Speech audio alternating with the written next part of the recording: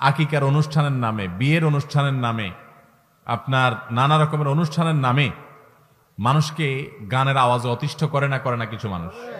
শুধু গানের আওয়াজ না, আমি একটা কথা খুব পরিষ্কার করে বলতে চাই, ধর্মের নামে, রাজনীতির নামে, বিনোদনের নামে, যেই নামেই শব্দ দিয়ে মানুষকে অতিষ্ঠ করা হোক, মানুষকে বিরক্ত করা হোক, মানুষকে কষ্ট দেওয়া হোক, মানুষের জীবনযাত্রাকে ব্যাহত করা হোক, সেটাই নিষিদ্ধ হওয়া উচিত।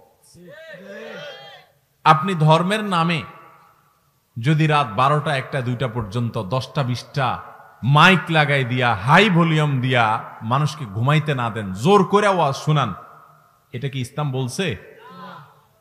তাহলে এটাও সঠিক না।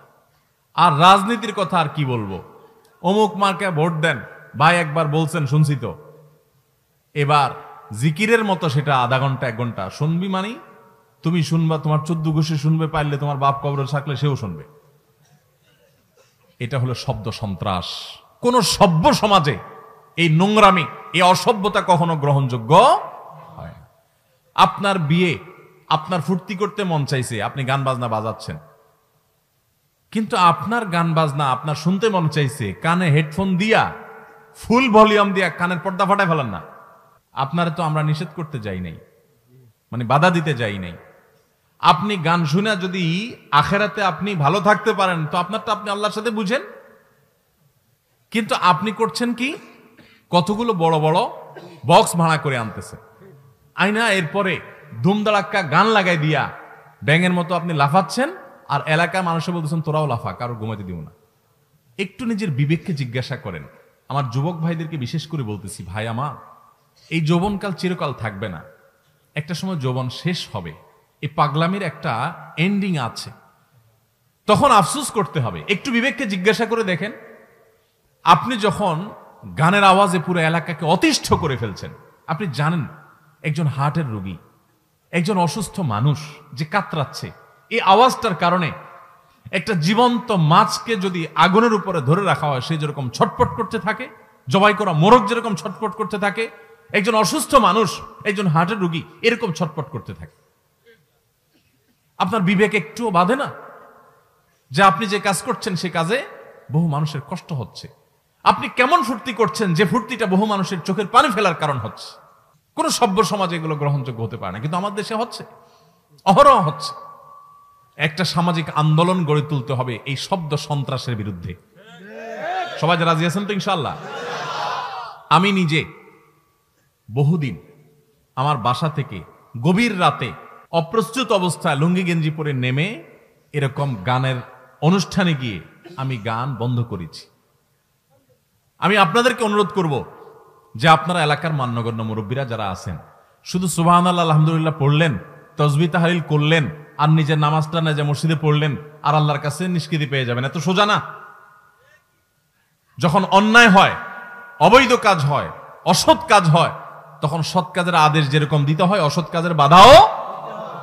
আমি বলছি না আপনি আইন হাতে তোলেন, আমি বলছি না আপনি গিয়ে সেখানে মারপিট করে মানুষ আহত করে ফেলেন, না, আইন হাতে তুলতে যাবেন না, কিন্তু আপনার সে অধিকার আছে, আপনি যে বলবেন যে তোমার গানের আওয়াজ কেন আমার কানে আসছে, তোমার গান শুনতে মন চাচ্ছে, তুমি শুনো, তুমি কেন আমাকে অতিষ্ঠ করছো?